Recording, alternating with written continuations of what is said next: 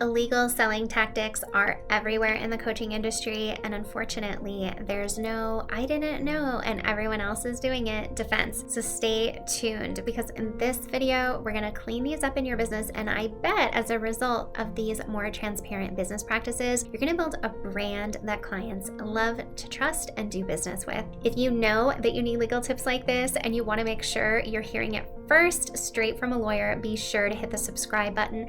I'm on here twice a week, undoing the craziness that the industry teaches us, and also giving you a heads up about the legal requirements that you have when you are out doing the transformational work of coaching.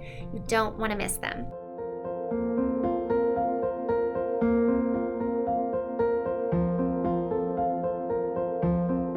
So recently, a coach who is about to get massive visibility because she's making an appearance on a reality TV show came to see me. And she said, "Valerie, I want to make sure that when all these eyes are on my business very suddenly, that things are not going to break. Can you take a look at what I've got going on to be sure that I'm legally compliant and not bringing a whole bunch of scrutiny instead of just visibility?" So I took a look at her legal system, and it reminded me the world has changed a lot, but a lot of the very common things that we are taught in the coaching industry are pretty old school. So in this video, I'm going to walk you through what is the very common advice versus what the modern law requires of you as a business owner in the coaching industry.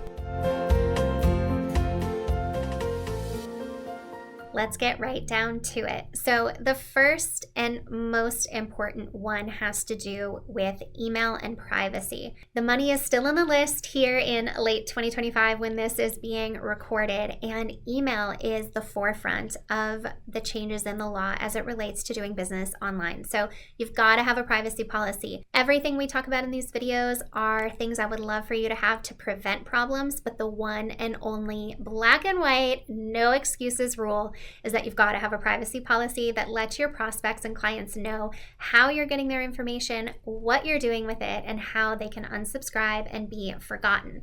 Now, you don't have to worry. You don't have to draft it from scratch. You don't have to leave here and go Google.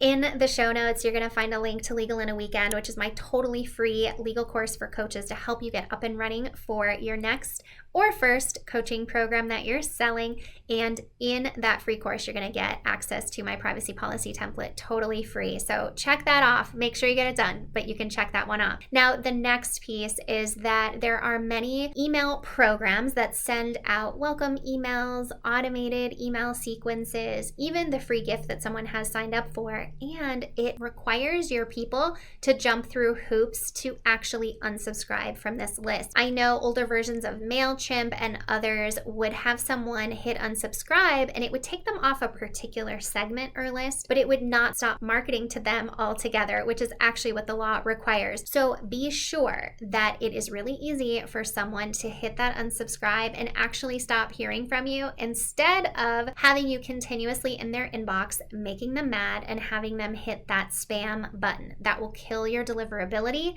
Let the people go. All right, so making sure you have that functionality set up is super important. Now, the next piece of coaching is collecting payment.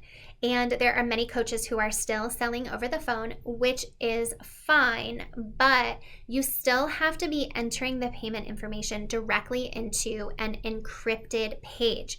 Do not ever, under any circumstances, for any reason, write down a client's payment information somewhere. Instead, you need to put it directly into the Stripe invoice or into your, Kajabi checkout page or whatever services that you are using, because these businesses have all of the security and encryption built into those pages. It isn't always foolproof, but you as an individual business owner do not have the technology or the capability to keep those numbers safe. So this is not only a legal requirement, but it's also a best practice, and it's something that your payment processors will require you to affirm every year in your PCI compliance that you are handling payment information legally. Next, launching without checking that someone else isn't already using not only the same name, but the similar name is a big legal gotcha. It is illegal to sell under a name that belongs to someone else. That is for a few different reasons. So I want to walk you through this. First of all, we always want to use best business practices, and using a name that someone else is already kind of using or is actually using, you may get a sale in the moment, but the problem is you have no way of knowing if the person who came to you has heard that name, is familiar with it, maybe is even confused it's actually being sold by someone else. But the point is that you are riding someone else's coattails in a way that is illegal and for which there are no excuses. The law requires you to go out and look first before you use a name. We want to have a distinctive name that no one else is using for exactly that reason, so that customers know that they're getting the genuine article from us. And just from a practical standpoint, who wants to invest in a brand or a brand name that you're going to have to stop using? So we want to make sure that the name belongs to you before you start selling under it. Otherwise, your sales are illegal. We've talked a little bit about marketing promises previously, and we talk more about it inside Legal in a Weekend, my free course that you can get below. But making sure that your marketing promises are truthful, accurate, not misleading, and are supported by evidence. If you're doing earnings claims or health claims, that's especially important. Those tactics you really have to be careful with. Now, when we are doing selling online, a lot of us are using either sales scripts and or sales page templates that are full of illegal things like value stacks, total program value that's way more than what you're selling it for, social proof and testimonials, promises of what the possibilities look like once they've completed your program, all things we've heard a million times that just seem like second nature in selling, but are full of so many illegal things that I actually had to create another video just about your sales page, so you can head on over after you watch this. But making sure those marketing promises are squeaky clean is a huge deal. Those testimonials and value stacks, bonus lists, those are also things that can be illegal selling tactics, and even worse, can really make your clients angry. And I've said it once, I've said it twice, I'll say it again.